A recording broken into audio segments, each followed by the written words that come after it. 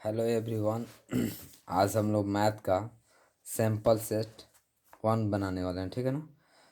आज का वीडियो हम सैंपल सेट में मैथ जो है ना, मैथ का सैंपल सेट 1 को कंप्लीट करेंगे, ठीक है ना। इसमें 60 क्वेश्चन है। चलिए हम 1 बाय 1 करके आप देख सकते हैं। अगर आप ध्यान से पढ़ लीजिएगा तो आपको 2023 के बिहार बोर्ड एग्ज़ाम में इससे बहुत हेल्प मिलेगी, ठीक है ना। तो आप पूरा ध्यान से समझिए। पहला क्वेश्चन दिया है, यहाँ देख सकते हैं आप, दिया है tan 90 माइनस ए बराबर क्या होता है, याद रखिएगा। tan 90 डिग्री माइनस ए बराबर क्या होता है, तो याद रखिएगा सीधे क्या होता है, cot ए होता है। क्या होता है, cot ए। तो देखिए cot ए कहाँ है, बी है, तो आपका ऑप्शन बी सही हो जाएगा। समझ में आ रहा है। चलिए उसी तरह दूसरा सवाल में बढ़ते हैं। कह रहा है cosec थीटा बराबर क्या, कॉसेक थीटा बराबर क्या होता है, तो याद रखिए कॉसेक थीटा बराबर क्या फॉर्मूला होता है, 1/sin थीटा। तो क्या हो जाएगा, 1/sin थीटा कहाँ है, सी। आपका ऑप्शन सी हो जाएगा। खुद ध्यान से समझिए। आगे कह रहा है निम्नलिखित में से कौन सी प्रायिकता नहीं हो सकती, तो याद रखिएगा प्रायिकता जो है ना, 0 से कम नहीं थी और 1 से ज़्यादा नहीं होती, याद रखिएगा, ठीक है ना। 0 से प्रायिकता किसी का सबसे कम प्रायिकता कितना होता है, तो 0। और 0 किसका प्रायिकता होता है, याद रखिएगा असंभव घटना का। किसका, असंभव घटना का प्रायिकता कितना होता है, याद रखिएगा 0, ठीक है ना। यानी प्रायिकता का न्यूनतम मान कितना होता है, 0। और अधिकतम मान कितना होता है, अधिकतम अधिकतम, तो याद रखिएगा अधिकतम 1। यानी जो भी प्रायिकता होता है 0 और 1 के बीच में, किसी किसी घटना का होने और नहीं होने का प्रायिकता का कुल योग कितना होता है, तो याद रखिएगा 1 होता है। तो ठीक है ना। तो यह देखिए ये 3.5 है, ये गलत है, ठीक है ना। तो इनमें कौन प्रायिकता नहीं हो सकता है, तो आपका ऑप्शन क्या हो जाएगा, ये 3.5 वाला ऑप्शन हो जाएगा, जो प्रायिकता नहीं है। 0.2 हो सकता है, 0.3 हो सकता है, 60%, ठीक है ना। परसेंटेज में अगर बात करें तो जीरो कम से कम 0% और ज़्यादा से ज़्यादा 100%। 100% से अगर कहीं 120% लिखा है तो ये प्रायिकता नहीं हो सकता है, ठीक है। चलिए तो इसमें आपका ऑप्शन क्या हो जाएगा, इसमें आपका ऑप्शन हो जाएगा 3.A यानी ऑप्शन ए, ठीक है। आगे बढ़िए। कह रहा है यदि दो समरूप त्रिभुज के क्षेत्रफलों का अनुपात दिया, देखिए क्षेत्रफल दिया तो इनके भुजा पूछा है। तो देखिए क्षेत्रफल क्या है, कितना दिया है, 64 121, ठीक है। तो अगर क्षेत्रफल दिया है और भुजा पूछा है तो इसका वर्गमूल कर देते हैं, 64 का वर्गमूल और 121 का वर्गमूल। तो 64 का वर्गमूल 8 और 121 का वर्गमूल कितना होता है, 11। यानी 8 11 कहीं है, 8 11 8 11, ऑप्शन ए सही है। 8 11 आपका ऑप्शन ए सही है। खूब ध्यान से समझिए। अगले का नंबर 5वां नंबर सवाल, यदि बहुपद इतना इतना का सुनेगा तो अल्फा प्लस बीटा का मान निकलिए। तो चल अल्फा इंटू बीटा, तो याद रखिए अल्फा इंटू बीटा बराबर क्या होता है, C/A। तो खूब ध्यान से समझिएगा। ये आपका ए हो जाएगा, ये बी हो जाएगा, ये सी हो जाएगा। सी ए का वैल्यू कितना, 1, तो 1/a हो जाएगा 10। तो इसमें ऑप्शन क्या सही है, इसमें ऑप्शन आपका सी सही हो जाएगा। क्या हो जाएगा, सी सही हो जाएगा। चलिए 5वां सवाल देखिए। 5वां तो हमने बना ही दिया, ठीक है ना। छठा देखिए, ये हमने 5वां बनाया था। छठा कह रहा है कॉस पाई/3। तो याद रखिएगा कॉस का कॉस पाई का मान त्रिकोणमिति में कितना लिया था, 180। या नीचे 3 कटेगा तो कितना हो जाएगा, कॉस 60 का वैल्यू कितना होता है, 1/2। तो इसमें क्या हो जाएगा आपका ऑप्शन ए से हो जाएगा 1/2। आप देख सकते हैं 1/2। चलिए उसके बाद यहाँ दिया है 7 नंबर में, खूब ध्यान से, बहुपद y⁻³ माइनस √3y +1/2 का घात कितना है, तो इसका सबसे अधिकतम घात कितना है, तो याद रखिए इसका घात कितना है, 3 है। तो ये आपका ऑप्शन 3 सही हो जाएगा।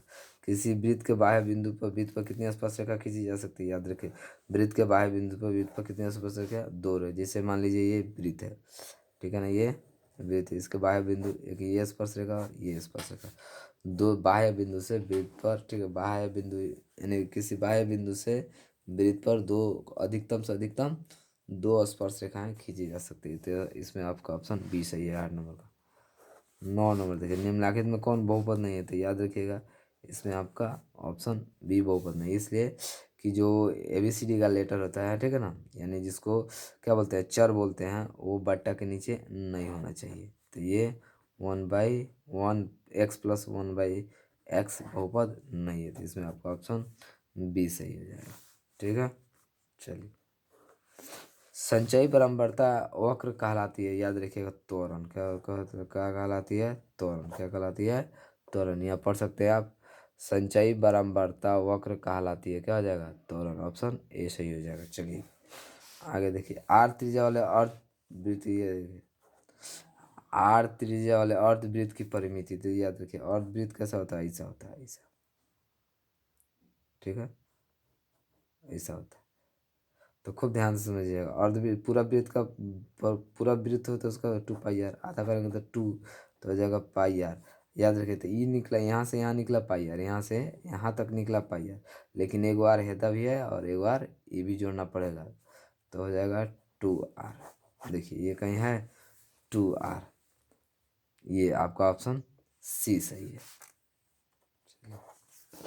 12 नंबर, त्रिभुज ए बी सी रत्ना बी सी रत्ना, तो बी बराबर क्या होगा? तो याद रखिए डायरेक्ट कर सकते हैं, बी एक क्या होगा? समकोण होगा। क्या होगा? बी एक समकोण होगा। एक पासे को उछाला जाता है जाने पर 3 से बड़ी संख्या आने पर, यदि पासा समझते हैं, पासा डाई, तो उसमें कितना होता है?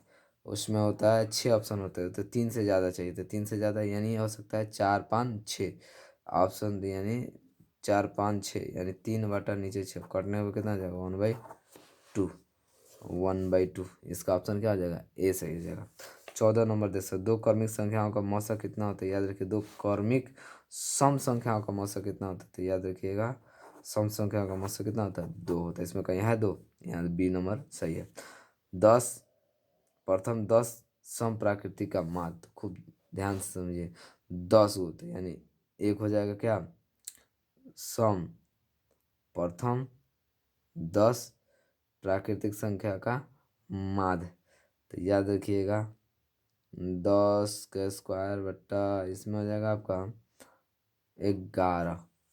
ठीक है ना? क्या हो सकता है इसका? ठीक है ना? तो इस पे आपका ऑप्शन क्या हो जाएगा? प्रथम 10 सम संख्याओं का माध्य कितना हो जाएगा? 11 हो जाएगा। ठीक है ना? चलिए अगर 16 सेकेंड, साइन 18/cos 72, तो याद रखिए इसका वैल्यू कितना होता है? 1 हो जाएगा। त्रिभुज ए और बी पूरक है, तो कॉट सी का मान कितना हो जाएगा? एक त्रिभुज ए और बी पूरक है, तो याद रखिएगा अगर ए है प्लस वहाँ एंगल ए और एंगल बी बराबर कितना है? 90 डिग्री, तो क्या हो जाएगा? सी बराबर क्या होता है? Cot C. कॉट सी बराबर क्या हो जाएगा? Cot C. तो खूब ध्यान से समझिएगा कितना हो जाएगा कॉट सी, तो कॉट सी का वैल्यू शायद 1 हो। तो देख सकते हैं इसको, यानी एंगल ए और एंगल बी मिलाकर 90 है, तो सी क्या होगा? सी अकेला ही 90 होगा। ठीक है ना? तो यानी कॉट सी, तो लिखने का मतलब है कॉट 90 डिग्री, तो कॉट 90 डिग्री का वैल्यू कितना होता है? 0, तो इसमें क्या हो जाएगा? आपका बी हो जाएगा। अब 18 समझिए, 18 कह समीकरण एन एक्स स्क्वायर का विभेजक, तो याद रखिए विभेजक को डी से सूचित किया था, फॉर्मूला होता है b² - 4ac, क्या होता है? b² - 4ac, ऑप्शन सी हो जाएगा। सी देख पा रहे हैं? चलिए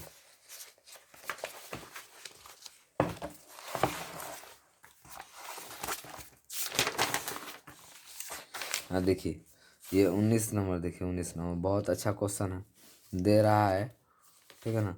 दिए गए चित्र में पी की ये इसके पैरेलल है, तो ए बी बराबर कितना है? ए पी बराबर 2 है और बी पी बराबर 6 है, यानी 2 है, इससे कितना बढ़ा है? 3 गुना, तो ये 3 है, तो इसका भी 3 गुना बढ़ा, तो ये क्या हो जाएगा? बी सी 9 हो जाएगा। आपको क्या हो जाएगा? 9 हो जाएगा। ठीक है? 19 में आपका ऑप्शन पी 9 सेंटीमीटर हो जाएगा। 20 में किसी घन के किनारे और उसके विकर्ण की लंबाई का अनुपात, याद रखिएगा 1:3 होता है। क्या होता है? 1:3, 1:3, आपका ऑप्शन डी सही हो जाएगा।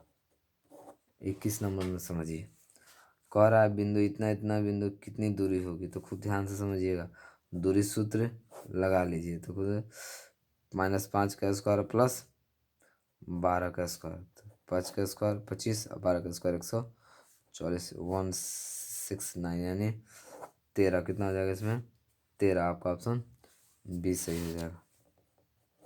22 नंबर देखते हैं। 22 नंबर बिंदु इतना और इतना का मध्य रेखाखंड का मध्य बिंदु का नियम याद रखिए। मध्य तो जगह मध्य बिंदु का निर्देशांक क्या होता है?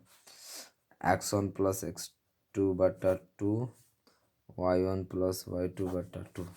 तो x1 कितना होता है? x1 -2 प्लस 4/2 3 प्लस 1/2 2/2 4/2 कट जाएगा 1/2। 1/2 कहीं है? 1 मन वही 1/2 नहीं 1,2। आपका ऑप्शन ए सही हो जाएगा। क्या हो जाएगा? 1/2 हमने सॉल्व कर लिया है 1/2। क्या आपका सबसे ऑप्शन है ए। ठीक है, देखिए बी नंबर देख सकते हैं। दिया है 22 तो हो गया। 23 दिया है कौशिक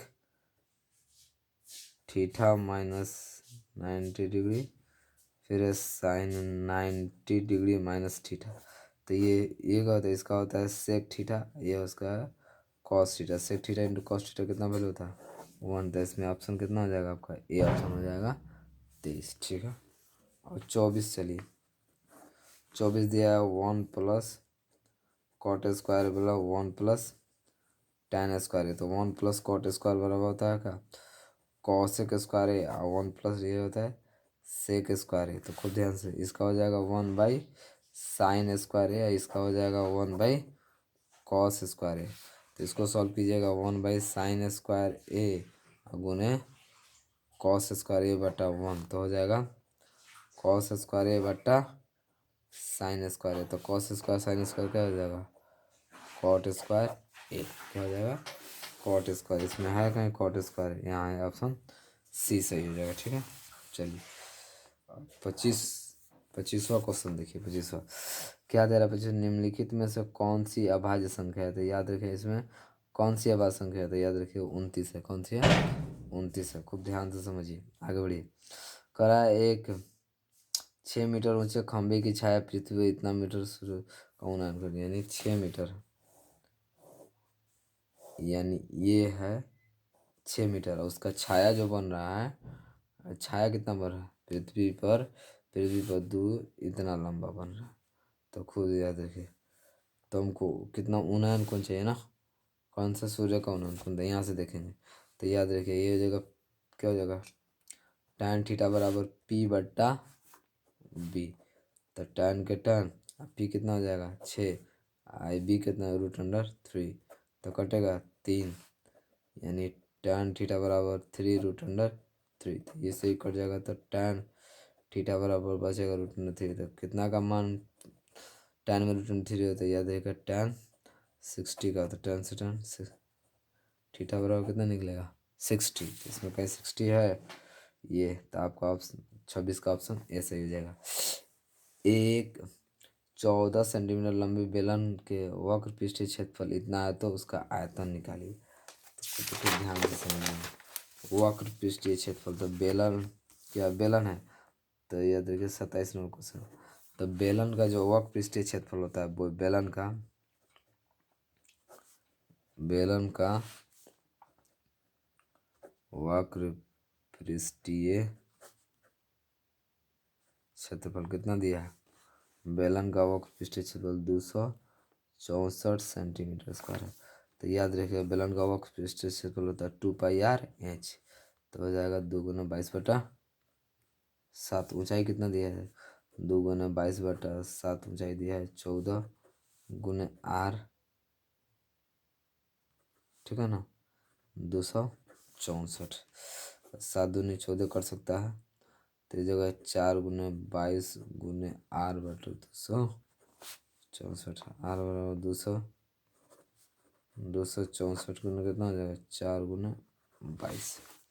कटाइए 4×6 = 24। 4×6 = 24 तो 4×6 = 24। 22×3 = 66। r बराबर कितना हो जाएगा? 3 सेंटीमीटर। ठीक है, तो r बराबर कितना होगा? 3 सेंटीमीटर। तो बेलन का क्या निकालना हमको? बेलन का आयतन। तो बेलन का आयतन का फॉर्मूला क्या होता है? πr²h, यानी 22/7 गुने 3 गुने 3 गुने 14। तो 7 दूना 14। तो 22 गुने 9 दूनी वे 9 गुने 2 तो 44 गुने 9 तो 9 चौको 36 7 में 9 चौको 36 37 9 चौको 36 मतलब 3 9 चौको 36 37 और 39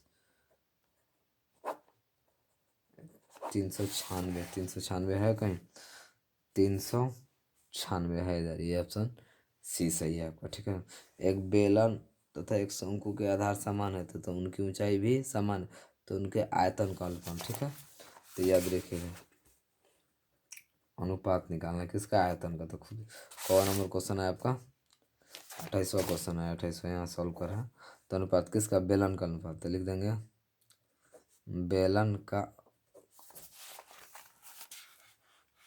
बेलन के शंकु और आधार समान है, उनके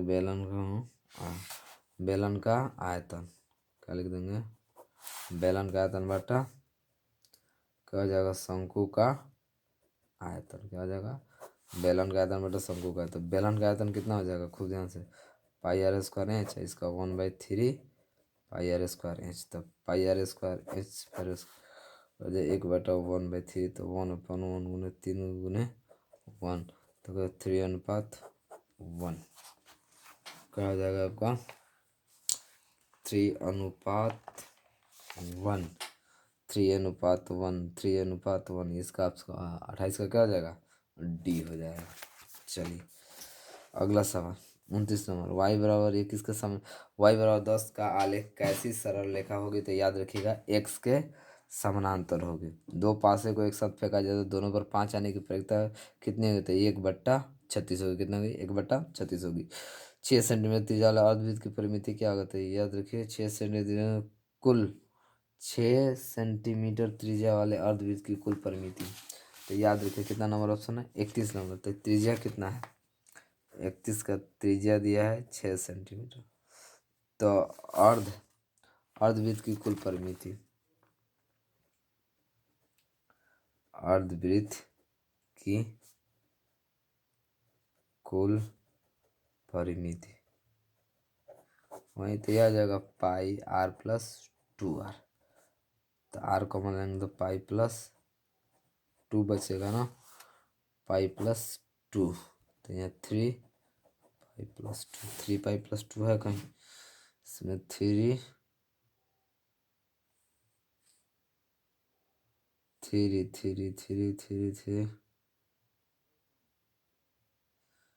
कुल त्रिज्या 6 सॉरी, तो 6 पाई प्लस 2 6 पाई प्लस 2 आपका क्या हो जाएगा, ऑप्शन बी हो जाएगा। क्या हो जाएगा, ऑप्शन इसमें बी हो जाएगा। चलिए 8 सेंटीमीटर त्रिज्या वाले वृत्त के अंत कोण का ये इतने, ठीक है ना, इसको बनाना पड़ेगा थोड़ा। 32 नंबर को ध्यान से कह रहा है, एक वृत्त है, ठीक है, इसकी त्रिज्या कितनी है, 8 है।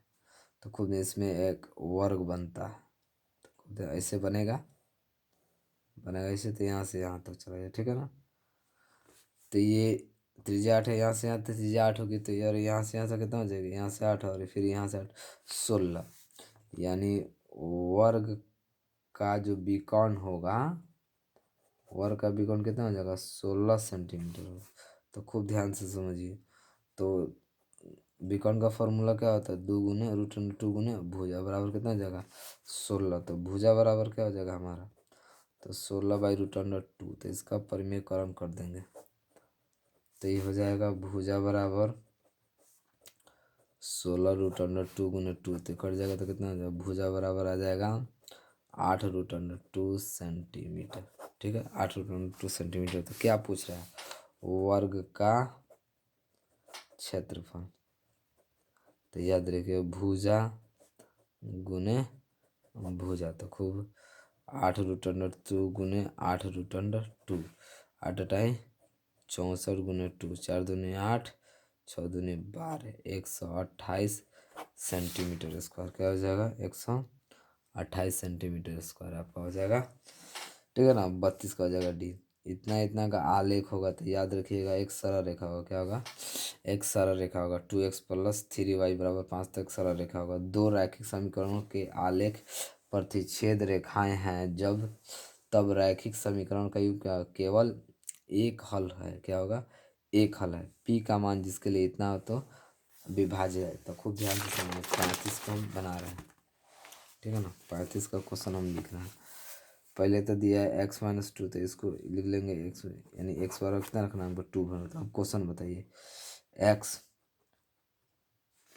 Plus 2 minus P x plus 8 बराबर इधर का लिख देंगे 0। तो खूब ध्यान से समझिएगा, 2 अब प्लस 4 गुने 2 का स्क्वायर माइनस पी गुने 2 अब प्लस 8 बराबर 0। ये 2 का पावर क्यूब 8 हो जाएगा, ये 4 गुने 4 हो जाएगा माइनस 2 पी हो जाएगा प्लस 8 बराबर कर जाएगा 0। 8 4 जो 16 माइनस 2 पी प्लस 8 बराबर 0। तो खूब 8 का 8 और 16 16 16 तो 32 माइनस 2 पी बराबर 0। तो माइनस 2 पी बराबर माइनस 32 2 से 2 पी बराबर कितना हो जाएगा 16 आएगा। इसमें पी बराबर 16 यहाँ है, पी बराबर 16 आप देख सकते हैं, हमने सॉल्व करके पी बराबर 16 लाया, ये पी बराबर 16 ठीक है। 35 का ऑप्शन डी हो जाएगा। चलिए इधर ध्यान दीजिए, इधर